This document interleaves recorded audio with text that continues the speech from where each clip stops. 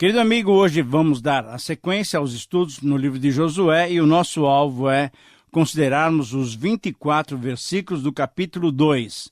Josué, capítulo 2, versículos 1 a 24. Quando consideramos o início da jornada de Israel na conquista de Canaã, devemos lembrar que Josué, que já tivera a experiência de ser um espião, agiu com profunda sabedoria, enviando 2 espiões para sondarem as nações que iriam enfrentar. Estrategicamente, Josué era um homem de fé, mas estava agindo também com prudência. A terra já tinha sido observada há 38 anos atrás, quando de Cades Barneia, Moisés enviou 12 homens para pesquisá-la, conforme nós estudamos lá em Números 13. E nós nos lembramos que o relatório daquela missão causou um tremendo prejuízo a Israel. Fez Israel ficar no deserto aproximadamente 38 anos e meio.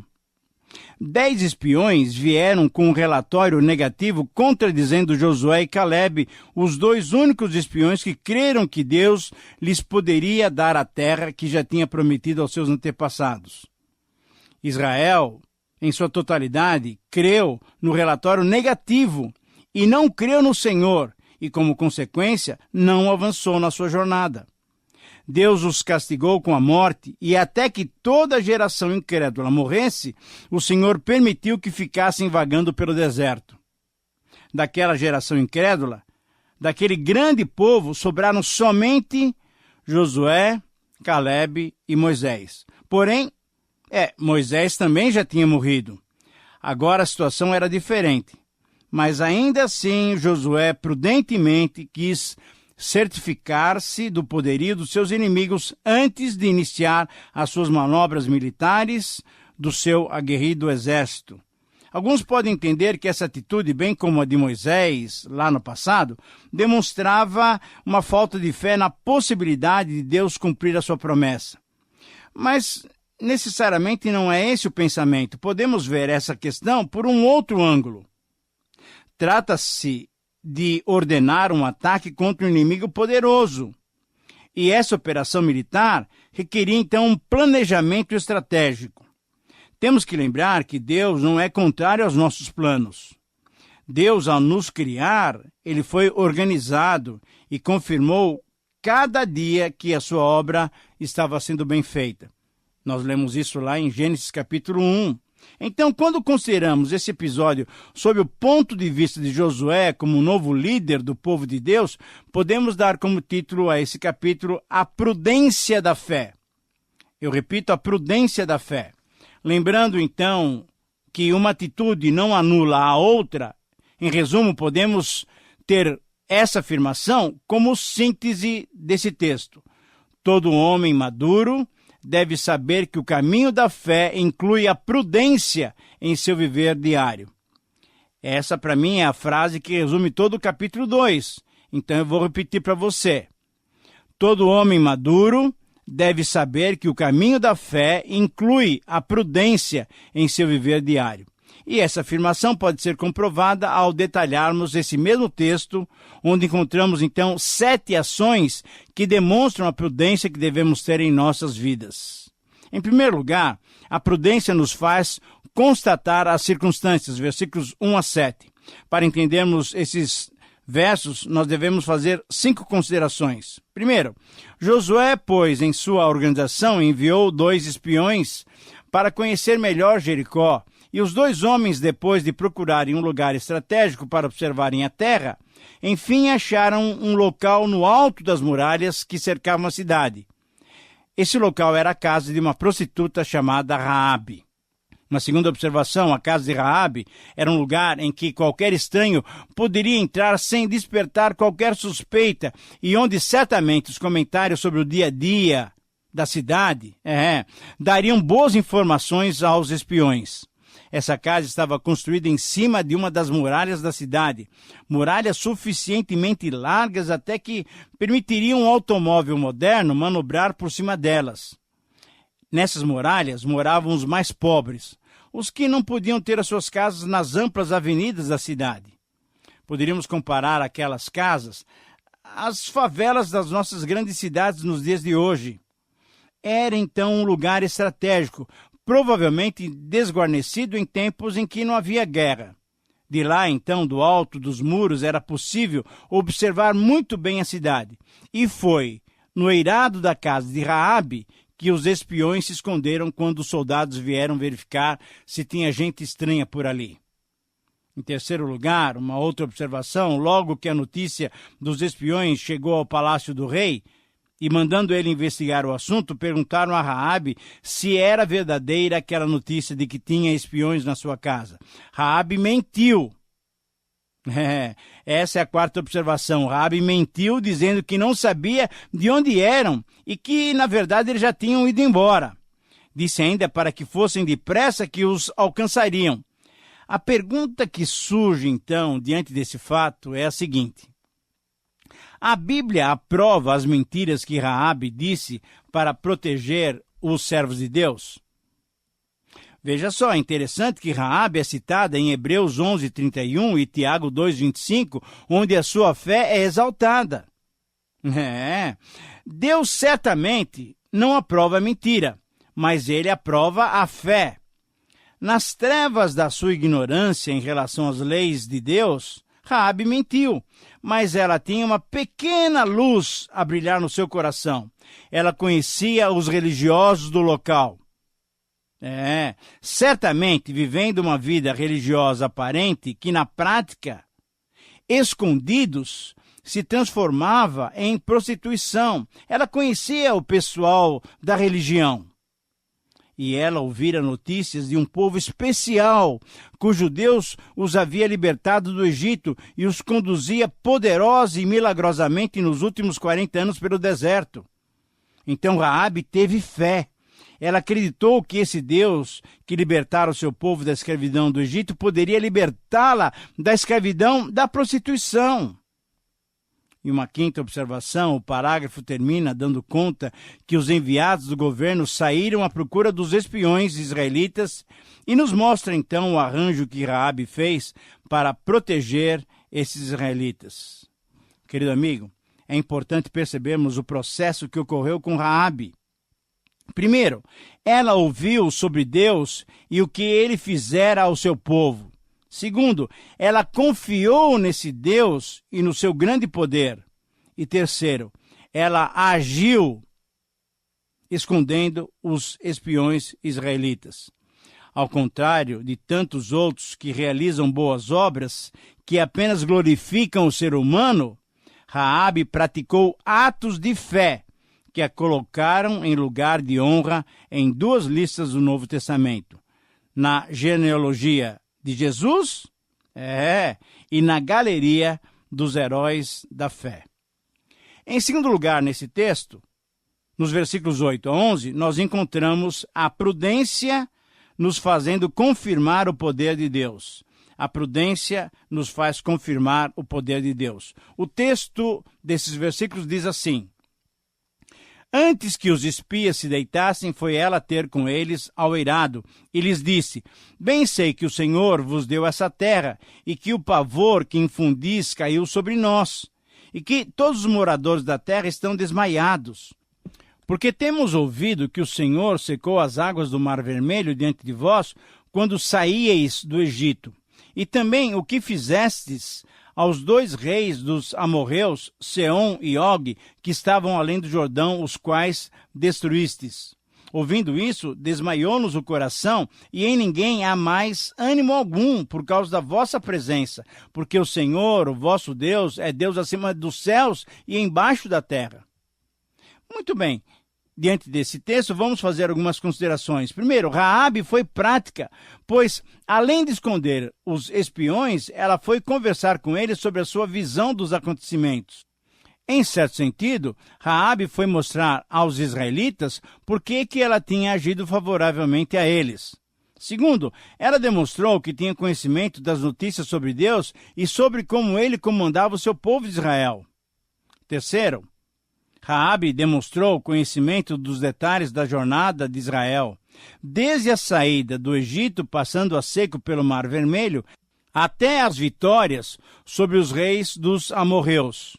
Em quarto lugar, uma quarta observação, Raabe confessou que, diante daquelas notícias essas notícias tão impactantes, ela e toda a cidade de Jericó estavam abalados, estavam atônitos. Mas nessas palavras também podemos observar algo interessante. O milagre que Deus tinha feito, que tinha realizado lá no Mar Vermelho, tinha ocorrido 40 anos antes. E durante esses 40 anos, pense comigo, Deus estava dando oportunidade àqueles povos de, primeiro, se arrependerem dos seus pecados e, segundo, crerem nele como o único Deus verdadeiro. Querido amigo, a Bíblia diz que Deus é paciente e misericordioso. Ele sempre oferece ao homem uma oportunidade de arrependimento e fé. Mas quase sempre o homem não entende esse desejo de Deus. 40 anos tinham se passado, eles não se arrependeram, não creram no Deus Yahvé. Então, mesmo sendo paciente, o pecado daqueles povos afrontava a santidade de Deus. E por serem excessivamente ímpios, idólatras, de um coração obstinado, Deus resolveu castigá-los por meio do seu próprio povo Israel. Em Gênesis 15:16, Deus tinha dito a Abraão que eles seriam destruídos, aqueles povos idólatras seriam destruídos por causa dos seus pecados. Mais de 500 anos tinham se passado e eles não mudaram seu estilo de vida. Deus também não mudou. Ele foi e ainda é paciente e longânimo para com o pecador. Porém chega um momento em que Deus, sendo justo e vendo a dureza do coração humano, não a tolera mais.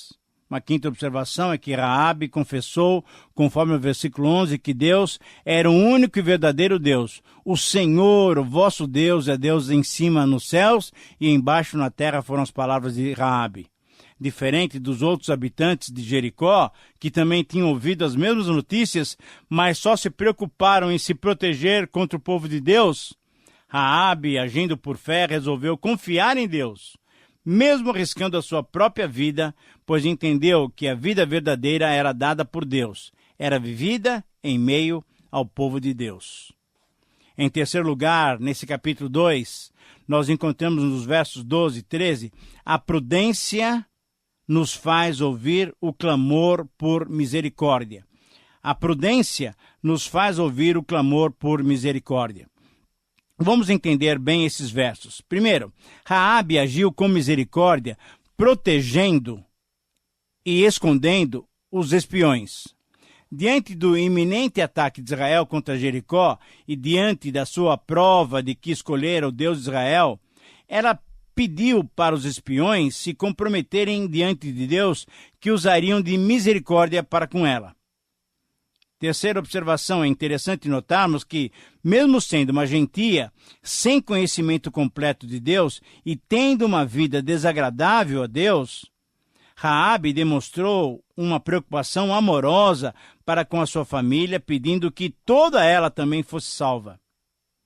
Ao pedir que ela e a sua família fossem livrados da morte, mais uma vez Raabe demonstrou que confiava em Deus e nas suas promessas. E em quinto lugar, Raabe, através desse pedido, demonstrou sua fé prática. Ela creu que Jericó, mesmo antes da batalha, já tinha caído diante de Deus e do exército israelita. Querido amigo, a nossa fé não deve ser apenas conceitual ou somente verbal. Deus quer ver ações que comprovem a nossa fé. Em quarto lugar, a prudência nos faz firmar um pacto de segurança, conforme os versículos 14 e 16. A prudência nos faz firmar um pacto de segurança. São essas as palavras do texto. Versículo 14. Então lhe disseram os homens: a nossa vida responderá pela vossa, se não denunciardes essa nossa missão. E será, pois, que, dando-nos o Senhor essa terra, usaremos contigo de misericórdia e de fidelidade. Versículo 15. Ela então os fez descer por uma corda pela janela, porque a casa em que residia estava sobre o muro da cidade. E versículo 16, e disse-lhes: ide-vos ao monte, para que, porventura, vos não encontrem os perseguidores.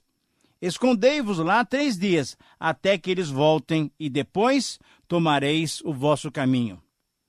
Muito bem, vamos entender claramente esses versículos através de algumas observações. Primeiro, houve um pacto de segurança entre os espiões e Raabe. Se ela não denunciasse a presença e a atividade deles em Jericó, eles se comprometiam a agir com misericórdia e fidelidade para com ela e para com a sua família. Segundo, os espiões, através das palavras do verso 14, também demonstraram total confiança na vitória que Deus já lhes daria. Para eles isso era uma coisa certa. Terceiro, o verso 15 diz que os espiões desceram da casa de Raabe, de cima do muro, por uma corda, porque os portões da cidade já tinham sido fechados.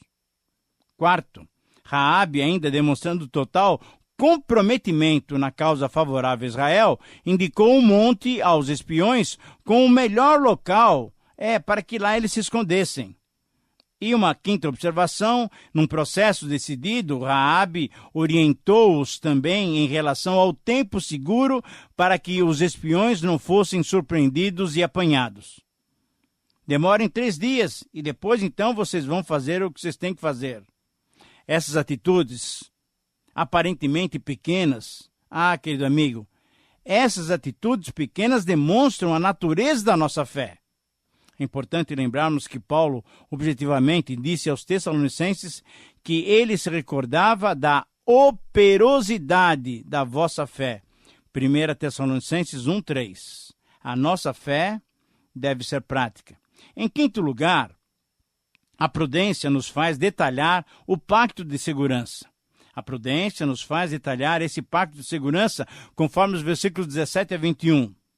Literalmente, o texto diz assim: disseram-lhe então os homens: desobrigados seremos desse teu juramento que nos fizeste jurar, se, vindo nós à terra, não atares esse cordão de fio de escarlata à janela por onde nos fizeste descer. E se não recolheres em casa contigo o teu pai, a tua mãe, os teus irmãos e toda a sua família do teu pai, qualquer que sair para fora da porta da tua casa, o seu sangue lhe cairá sobre a cabeça, e nós seremos inocentes. Mas o sangue de qualquer que estiver contigo em casa caia sobre a nossa cabeça, se alguém nele puser a mão. Versículo 20. Também, se tu denunciares essa nossa missão, seremos desobrigados do juramento que nos fizeste jurar. E 21, ela disse então: segundo as vossas palavras, assim seja. Então os despediu, e eles se foram, e ela atou o cordão de escarlata à janela. Vamos fazer algumas considerações sobre esses versículos. Primeiro, o detalhamento do pacto foi importante entre os espiões israelitas e Raabe. Segundo, eles acertaram 3 pontos importantes. Primeiro, na casa de Raabe deveria ter o mesmo cordão escarlate que usaram para descer pela janela como sinal de que aquela casa não deveria ser destruída. Segundo, toda a família de Raabe deveria estar dentro da casa para que não fossem mortos. E terceiro, por fim, reafirmaram no versículo 20 o acerto do versículo 14, de que Raabe não os denunciaria para as autoridades. Uma quarta observação é que, além de ser um sinal para evitar a destruição da casa e a morte daqueles que ali estivessem, o cordão escarlate tem sido visto como símbolo da obra redentora de Jesus. Que pelo seu sangue salva a todos indistintamente. Quinto lugar, porém, mesmo que esse cordão vermelho não seja um autêntico símbolo profético, pois não está mencionado no Novo Testamento, ele serviria como salvação para Raabe e sua família. Querido amigo, assim como o sangue passado nas ombreiras das portas das casas dos israelitas salvou os primogênitos israelitas, esse cordão vermelho salvou Raabe e a sua família. E o sangue de Jesus salva cada um de nós, que arrependidos, cremos nele como nosso Senhor e Salvador. Em sexto lugar, a prudência nos faz agir com cautela. A prudência nos faz agir com cautela. Versículo 22. Diz assim a palavra de Deus: foram-se, pois, e chegaram ao monte, e ali ficaram 3 dias, até que voltaram os perseguidores, porque os perseguidores os procuraram por todo o caminho, porém não os acharam. 5 considerações nós precisamos fazer objetivamente. Os espiões ouviram as orientações de Raabe. Segundo, a prudência fez com que agissem com cautela e se esconderam no local determinado. Terceiro, se esconderam durante o tempo determinado. Quarto, os seus perseguidores insistentemente os procuraram. Quinto, mas os seus perseguidores não os acharam. Assim, estava salva a sua missão. O que aprendemos aqui, através desse pequeno verso, é que nunca é demais ouvir o conselho dos outros. Tiago diz assim: todo homem, pois, seja pronto para ouvir, tardio para falar, tardio para se irar. Tiago 1,19. Em nossos dias nós queremos agir, fazer e acontecer, quando a Bíblia recomenda que primeiramente devemos ouvir, pensar, refletir, planejar e aí sim, sob a orientação de Deus, agir. Em sétimo e último lugar, a prudência nos faz ter fé nas poderosas ações de Deus. Versículos 23 e 24. Vamos fazer as nossas últimas observações. Os espiões tiveram que fugir no horário adequado para não serem vistos. Segundo, mesmo que tivesse que atravessar o Jordão a nado, queriam dar as boas novas a Josué e a todo Israel. Terceiro, depois de todas essas experiências, os espiões voltaram para o acampamento de Israel, certamente convictos de que Deus os tinha abençoado em tudo. Quarta observação, eles voltaram animados, certos de que a promessa do Senhor não falharia.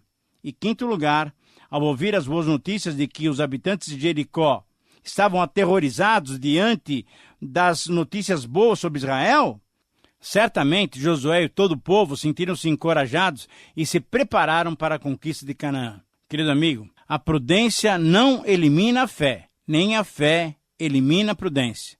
Que possamos agir assim, sempre com prudência e com fé, baseados no Senhor. Muito bem, terminamos assim mais um estudo no livro de Josué. Eu sou grato a Deus por sua capacitação em nos fazer entender a sua palavra e agradeço a você pela sua companhia. Estou aguardando a sua correspondência. Escreva para nós, compartilhando como Deus tem falado ao seu coração. Você sabe que nós precisamos desse retorno para saber como o nosso programa tem chegado até você e como tem sido o valor dele para a sua vida. Que o Senhor te abençoe.